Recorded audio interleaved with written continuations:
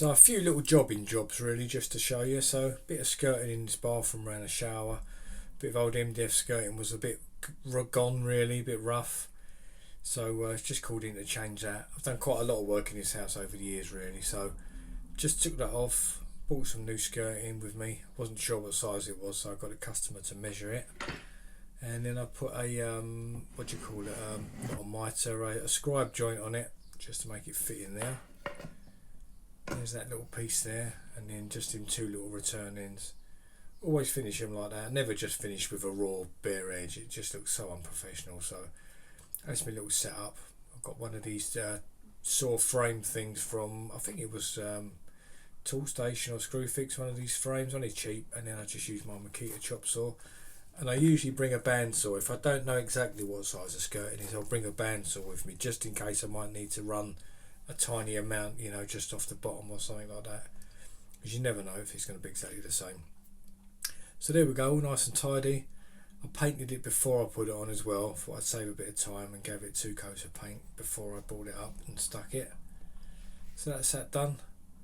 And where are we now? The next bit is, these horrible things, these epoxy things for toilet holders. They're such a bad design because it's something that gets pulled and tugged on constantly. So I screwed them back on and I put a little bit of foam behind that bracket just to sort of really help it stick. Try and get the brackets straight, and then I put a bit of foam in this bit as well and then stuck that onto that. So hopefully belt and braces, that shouldn't really move unless someone really wants to tug at it. And this was interesting. I put this on, it must be 5 years ago now, this sort of bendy quadrant, because I had so many cracks up and down this staircase off the stringers. I'd filled it and I'd decorated it, but it just kept opening up. So there's quite a few sort of steep curves in this, and there's no way I could have done that with timber. So online I found this quadrant sort of on a roll. It was really bendy, almost like flexible stuff really. And then I just glued that on and stuck that, and it seems to have done the trick, but it looks really rough. I don't know if that's something to do with it being plastic, but it obviously all needs a complete redecorate now. But you can see there's some quite steep curves on these stringers. Something I could never match with timber. You know, I can't bend timber. I'm not that sort of good or proficient at it. But this stuff was really simple. You can see this curve here. Like, it's a real steep one. It's like a bloody roller coaster. And it stayed on there, it never moved, stuck it down, and all looks good. So I think it's probably due for a decorate, this staircase. I think it's 5 years ago, and since then they've had 3 kids and they've got a dog now, so I think they're ready for a bit of redecoration. Right, back into this kitchen for the tiles. So tiled this, finished that, and then it was grout. Okay, so the grout is all in now, just needs a good polish up, and then a little bit of sealant along the bottom. But what I'm not happy with is this edge where the MDF was put on. Obviously you can still get, there's a big gap down there. You need to watch the playlist a couple of videos back to tell you why that's like that. So I won't explain it again because people have probably heard it a few times. But I'm not happy with that. So what I'm going to do, I'm going to pop to the builders merchants and get a little bit of a timber trim and just sit it on it and maybe just literally overhang it. I'll see what size I can get, almost to form like a bit of a seal on the shelf on top of there. And then I've got some stain, I think I'll stain it similar colour to the worktop, and then just plant that all along there, and I think that'll really finish it off then. I just think it looks a bit too raw and rough there, and it is a cookery school and it's not very hygienic, you know, you could get anything sort of getting behind there, little bugs and things like that, and steam and whatever. So while that's all drying, ready for a polish up, I'm going to whiz out now and get that, and come back and finish this off today.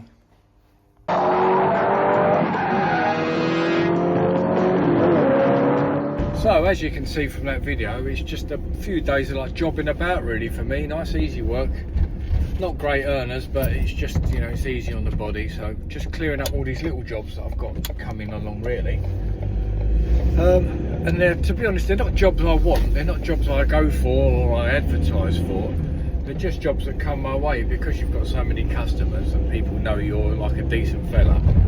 They say to me, oh, any chance you could just do this, just do that. So of course you say yes and you go and do it, but not that that's the sort of job you really want. Like for instance now, it's 11 o'clock Saturday morning. I've given myself a little bit of time at home with my wife because we've barely seen each other this week because we've been a bit busy. So now I'm just going to another customer of mine who's getting on a bit. He's had a few operations and he can't do what he used to do. And he wants to plant some vegetables, wants to do a bit of growing this year, and he's got this whole sort of flower bed that's had a load of bamboo in it.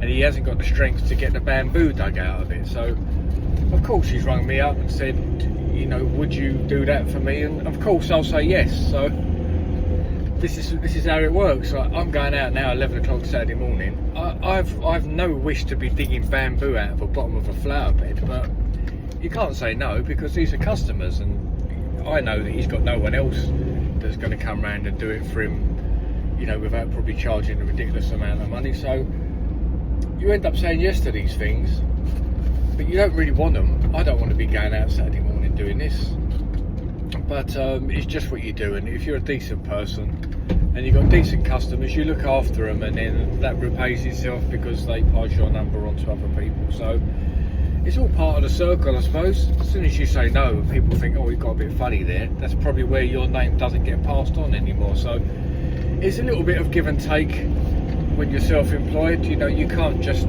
take the cream. You have to do some of the other jobs as well. Nothing too exciting to show you, but it's just another day in the life, or a week in the life of me as a self-employed bloke that just seems to enjoy work and enjoy doing these videos. So anyway, I'll go have my coffee, which is next to me, and I'll see you there.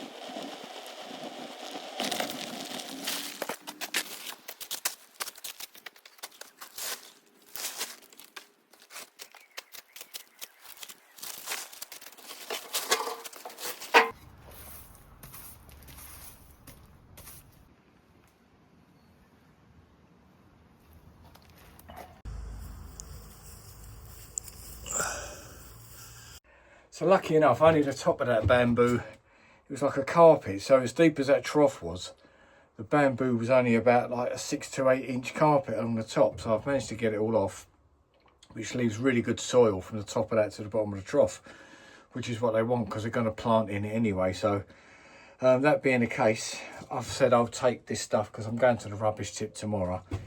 I said the top layer of that bamboo, I'll clear it because I was putting it on the tarpaulin on their sort of carport, and they were going to have to put it in buckets and take it to the dump. But to be honest, the man there is 90 years old on Tuesday, and he's had knee operations. The lady that lives there is going through chemotherapy, so obviously they're not in a good place. So I can't just leave it. Do you know?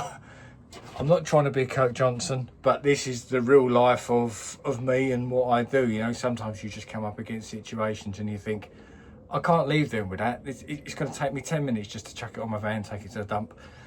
And to be honest, what's the time now? I don't know what it is. I doubt if I'll even be here an hour, so I probably won't even charge them. So I might do like a Kirk Johnson thumbnail, you know, with me cuddling an old lady saying she was so pleased she nearly shit herself or something. I might even do that. But anyway, I'm just telling you what's happening. I'm not trying to be a martyr, but sometimes conscience is it's a decent thing, isn't it? So anyway, let's load this up. Oh, the old bamboo and the old bamboo. Okay,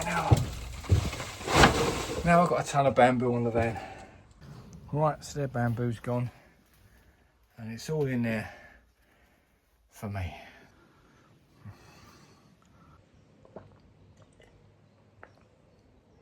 So an hour and 20 minutes I was there. That was it. What do you charge for an hour and 20 minutes, eh?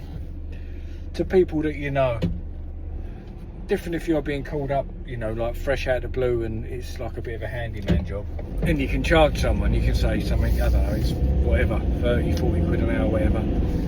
But they're good customers of mine, and I just couldn't charge them, especially since his 90th birthday Tuesday. I said, like, have it on me, happy birthday.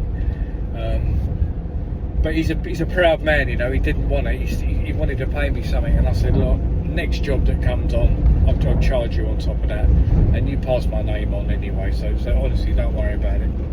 So for those of you that are staying up for the England game, enjoy that on Monday morning or Sunday night, wherever it is. I for one won't be watching. I can't do that anymore. I mean, I can just about make the news at 10, let alone the kick-off at 1. So enjoy that if you're watching it. If you're watching it in a pub, enjoy that experience, because that won't come round often. And I'll see you bleary-eyed lot on Monday at some point. Have a good weekend. Some people are on the pitch, they think it's all over. It is now.